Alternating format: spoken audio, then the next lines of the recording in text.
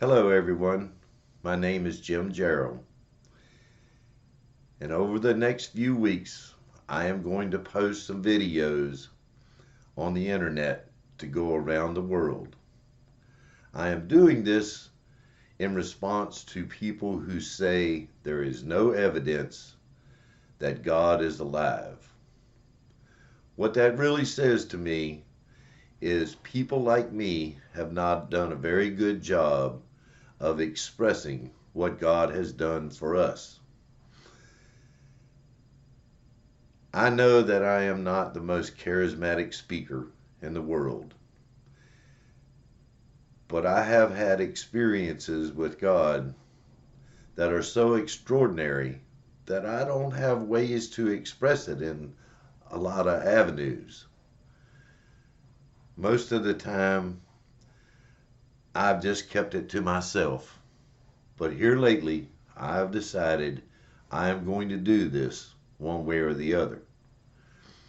There's a story in Mark chapter 5 that talks about a guy who Jesus cast out a multitude of demons. And when the people saw it, they asked him to leave because it scared them so badly. I'm guessing that Jesus thought this was normal, but the people who saw it happen did not see it as so normal. Mark chapter 5, verse 18 and 19 makes a very unusual statement.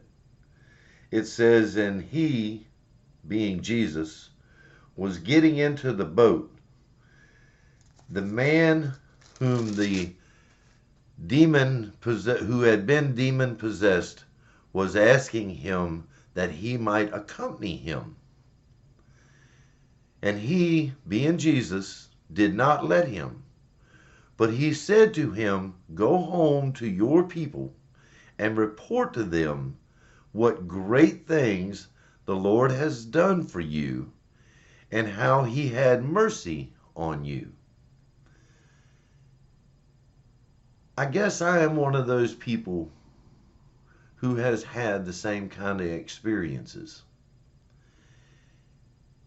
And the only way anyone will ever get to know that God is really real is to encounter people like me.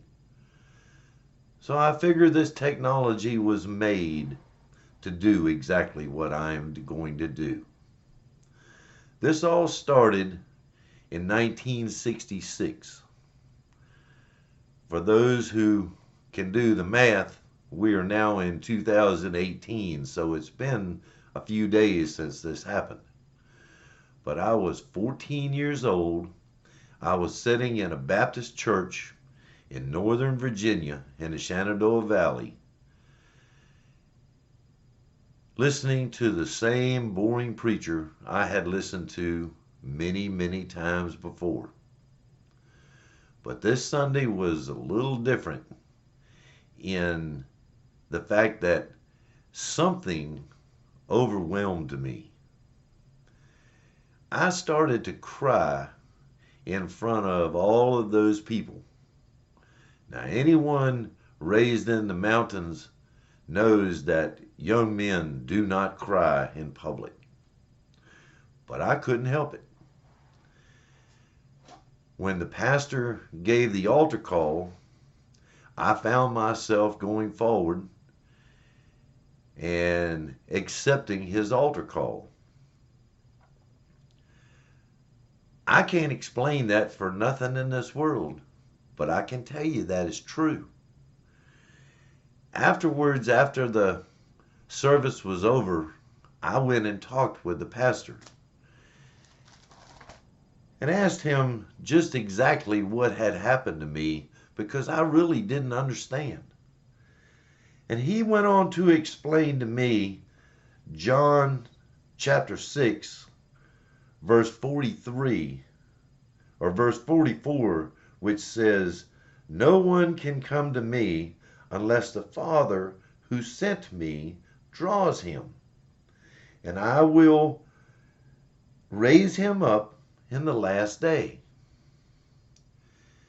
Y'all, I don't know how to explain what happened to me, but he went on to say to me, "This is the Father calling you into his service."